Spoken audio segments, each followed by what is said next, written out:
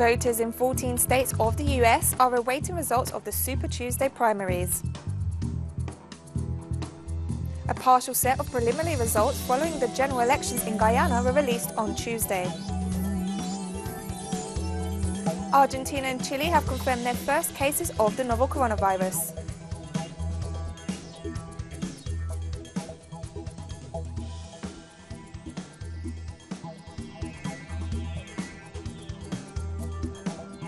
From the headquarters of Telesur English in Havana, Cuba, this is From the South. I'm Katrina Goss.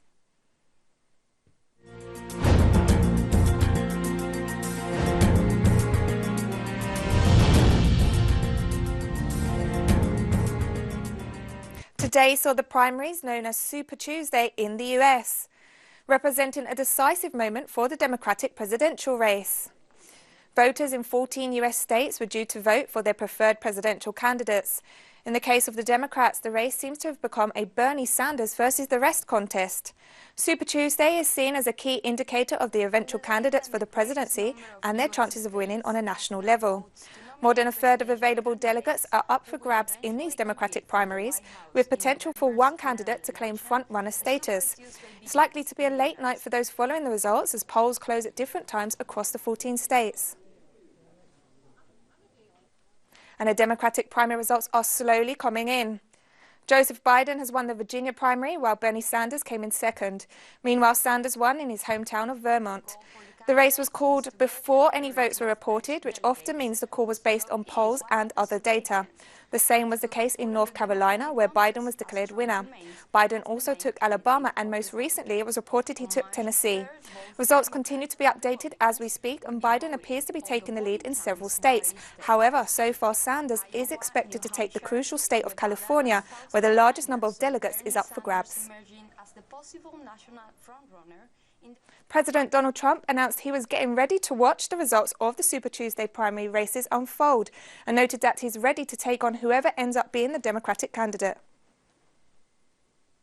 Well, it's going to be a very interesting evening of television. I think it's really going to be something. It's got some races going on that didn't seem to exist a few days ago, and now Biden has come up a little bit, and I don't know what's happened with Bernie. I think they're trying to take it away from him. I don't know if that's fair, but I guess it's politics when you get right down to it, what's fair.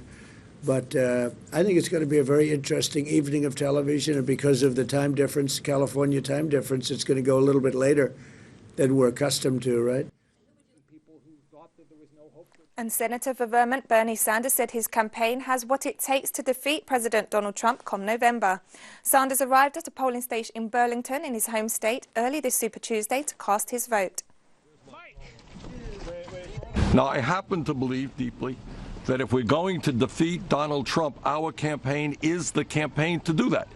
We have the grassroots movement all over this country. Up to now, we have knocked on, I believe, some 2 million doors all across this country, from Maine to California.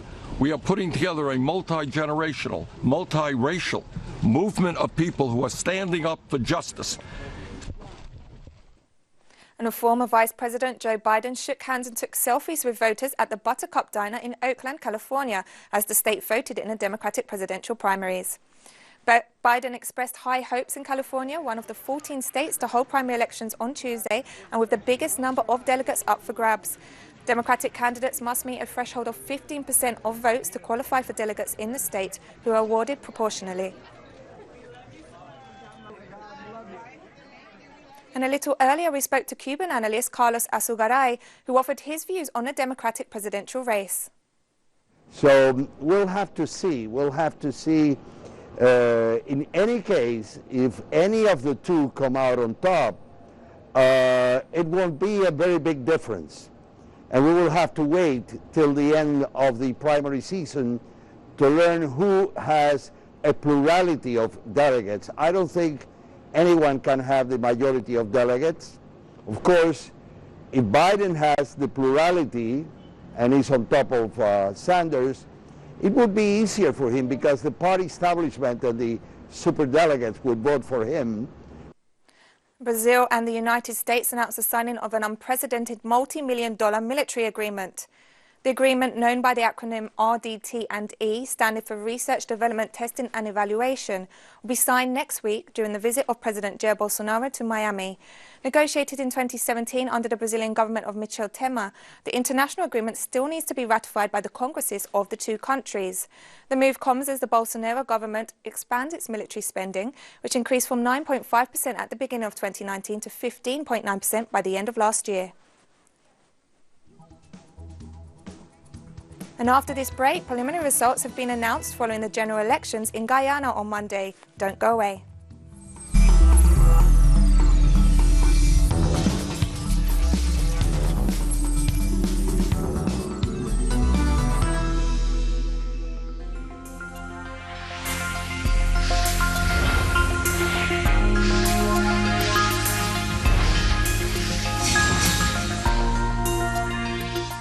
Welcome back. A partial set of preliminary results following the general elections in Guyana were released on Tuesday. The Elections Commission blamed a number of factors for a further delay in announcing the complete preliminary results of Monday's elections, including bad weather conditions. Despite the setbacks, Commission Chair Claudette Singh told reporters that the elections were free, fair and credible. The authorities urged the population be patient as the results were trickling in and the process of verification is ongoing. So far, the Guyana Elections Commission has announced preliminary results for 10% of the 2,339 polling stations across the country. The opposition People's Progressive Party appears to have taken the lead, which was earlier given to the ruling APNU and AFC coalition. I will ask you to be very patient, and I will ask the members of the media who were really, well, they're very responsible. I notice you're very responsible at this point in time, to be a bit more patient with us. Moving on to other news, this week the Civic Council of Popular Indigenous Organizations of Honduras will hold commemorative acts to mark the 4th anniversary of the assassination of environmental activist and indigenous leader Berta Cáceres. Relatives and members of the council will hold a series of environmental activities and continue to demand justice. Several individuals have been convicted for Berta's assassination, but the intellectual authors of the crime are yet to be punished. Berta Cáceres was killed in her home on the morning of March 2, 2016. Before her death, the social leader was immersed in a fight to prevent the construction of the Agua Zarca Dam across the river Gualcarque, which is sacred for local indigenous communities and key to their survival. Bolivia's former President Evo Morales stressed on Tuesday the importance of sending an international electoral commission to oversee the upcoming May 3rd elections, in addition to teams of observers, in order to guarantee the electorate's will. Evo recalled the evidence of the de facto government working to undermine the interests of the majority of Bolivians. The statement came 2 days after the Washington Post published a study in which 2 specialists in election integrity from the Massachusetts Institute of Technology dismissed the allegations of electoral fraud made by the Organization of American States, which played a key role in the subsequent coup against the Morales government. Other independent institutions have endorsed the victory of Evo Morales in the 2019 elections, such as the US-based think tank Center for Economic and Policy Research and the University of Michigan. Luis Parra, the president of the National Assembly of Venezuela, which remains in contempt, stressed on Tuesday the responsibility of different factions within the legislative body to collaborate in order to elect a new National Electoral Council and convene elections for a new National Assembly later this year. What we want to say to the Venezuelan people is that beyond the petty interests of those who made the moves in other scenarios of confrontation to try to see how they can be depicted as winners in this process, we have to say that this is not the path that Venezuela expects. Venezuela expects seriousness, responsibility, and putting those partisan personal egos aside to work towards the great goal of achieving an electoral result with guarantees in accordance with the Constitution that ensure that the votes of Venezuelans, that citizens can decide the future they want for the country and choose their leaders, and as such, we will continue to build this path. We have said that we have come this far not to keep confronting, not to keep separating ourselves from anyone. It is precisely on the basis of depolarization that we want to build the path to reinstitutionalize the country. to no longer be in contempt, to fulfill a role as the legislative power of the government. We have to reach agreements, consensus. We cannot follow the path of destruction, swindling the hope of the people of Venezuela who look to us to resolve their problems in peace and through elections. Puerto Rican independence fighter Rafael Cancel Miranda passed away at the age of 89 in his home in Rio Piedras in San Juan municipality this Monday. His death was confirmed in a Facebook post by his youngest son, Rafa Cancel. According to the local press, it was Miranda's wish that flags in Puerto Rico should not fly at half-mast following his death. Miranda said, "For the patriots, the flag should fly as high as possible, always free." Miranda was born in 1930 in the Puerto Rican municipality of Mayaguez and was one of the main leaders of the independence movement in the country and of the Puerto Rico Nationalist Party, which he joined aged just 15. Miranda was the last survivor of the 4 nationalist militants who, on March 1, 1954, shot at members of the United States House of Representatives protesting against U.S. colonial rule over Puerto Rico. And coming up, Argentina and Chile have confirmed their first coronavirus cases. Don't go away.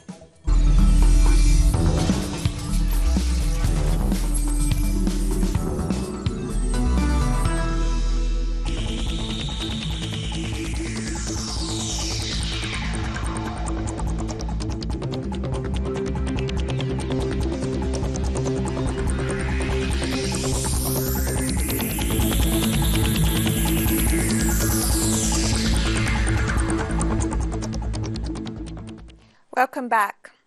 Argentina and Chile have reported their first coronavirus cases, while the COVID-19 alert level in the region is rising. 7 cases have now been reported in Ecuador, 5 in Mexico, 2 in Brazil and 1 in the Dominican Republic. In Mexico, fear and misinformation surrounding the first confirmed cases led to panic buying and a subsequent shortage of products such as masks and antibacterial hand gel. Meanwhile, Puerto Rico's government stressed that the arrival of the COVID-19 virus to the island is imminent, and therefore sites such as cinemas and concert venues could be temporarily closed. Likewise, the Haitian Health Ministry confirmed that 200 hospital beds are being prepared to deal with a possible outbreak. The Colombian government also announced that the risk level in the country had been raised to high after the latest COVID-19 cases were reported in the region. China continues to show positive signs that the epidemic control measures are proving successful, with the country reporting just 11 new confirmed cases of the COVID-19 virus outside of the epicenter of Hubei province on Monday. In total, more than 80,000 people have been infected by the novel coronavirus in mainland China, while the death toll surpasses 3,000. Meanwhile, in other parts of the world, the US reported 2 new deaths, which raises the total to 9, while President Donald Trump has faced criticism for his mishandling of the situation. WHO Director General Tedros Adhanom Ghebreyesus has urged people to stop hoarding masks, gloves and other supplies needed to protect health workers fighting the epidemic.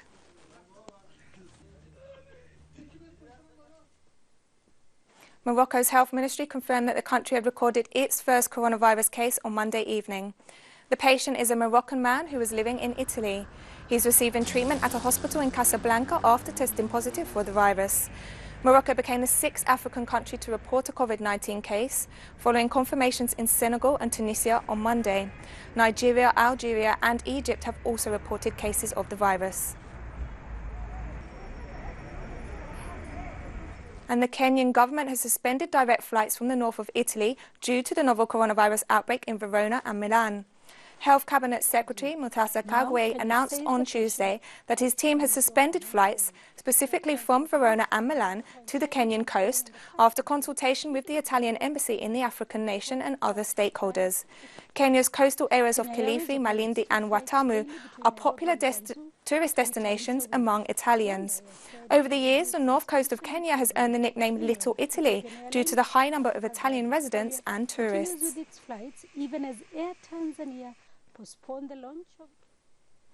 Russia has sent a military convoy to Sarakib, a key Syrian city in Idlib province, to protect the Syrian army from Turkey's attacks.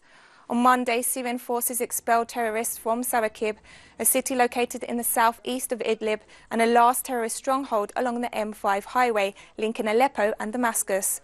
The recovery of this city is a strategic victory, as it will allow government forces to reopen this road considered vital to the Syrian economy for the first time in 7 years. Russia has deployed military police units to maintain the safety of the highway and prevent this strategic city from falling back into the hands of extremists that are backed by Turkey.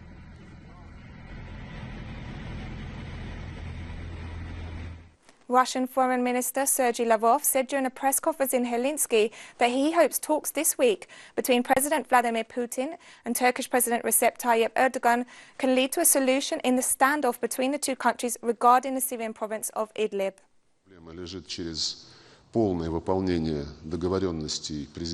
The way out of this situation is to closely follow the agreement between Presidents Putin and Erdogan reached in September 2018 regarding Idlib. Unfortunately, this agreement has not been implemented, but hopefully the forthcoming meeting between Presidents Putin and Erdogan will find a way to achieve this. We hope our EU colleagues, when they consider the Syrian situation, will naturally take note, as they always have, of the problem of illegal immigration, but that they also not forget the terrorist threat which is growing across the Middle East and in the Idlib region.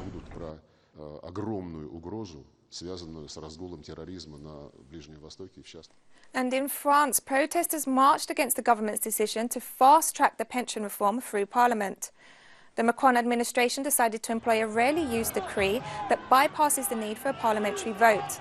Several hundred people gathered in Bordeaux to protest the move. Prime Minister Edouard Philippe caught the opposition off guard on Saturday by announcing that the government would pass the pensions bill by means of an executive decree, abruptly ending a bitter parliamentary debate on one of President Emmanuel Macron's signature reforms.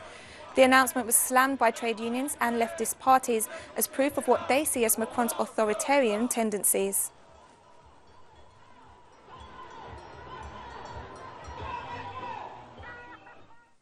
UNICEF Special Coordinator for the Refugee and Migrant Response in Europe, Afshan Khan, has called for urgent protection for migrant children in order to avoid further tragedies. Khan's statements came after the reported death of a child among nearly 50 people aboard a boat which capsized off the Greek island of Lesbos on Monday. The official stressed that these already vulnerable children on the move need urgent protection and no child should have to risk their life or their future in the attempt to reach safety. Her statements came after thousands of migrants arrived at the Turkish border with Greece, following the announcement by Turkish President Recep Tayyip Erdogan that the country would no longer stop migrants trying to enter the European Union.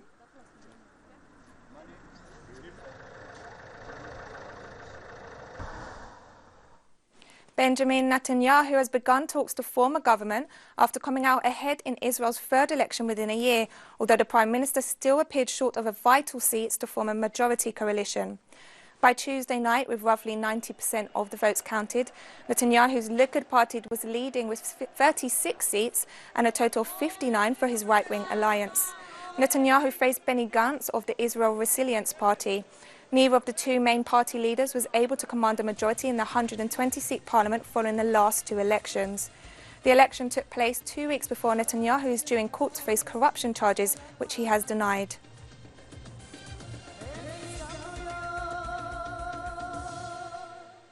Fresh violence in the Democratic Republic of the Congo's northeastern Ituri province has killed at least 20 people, according to a local source.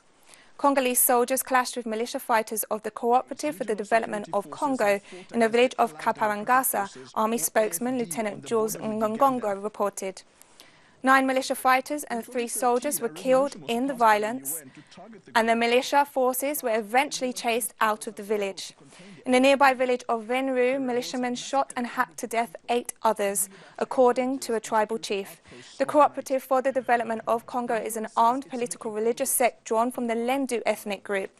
Conflict previously erupted between the Lendu, who are mainly farmers, and the Hema community, who are herders and traders, in the gold mining and oil-rich province between 1999 and 2003, killing tens of thousands. Earlier this year, the organization revealed a plan to cut down the number of peacekeepers. And we've come to the end of this news brief. You can find these and many other stories on our website at telesurenglish.net. And join us on social media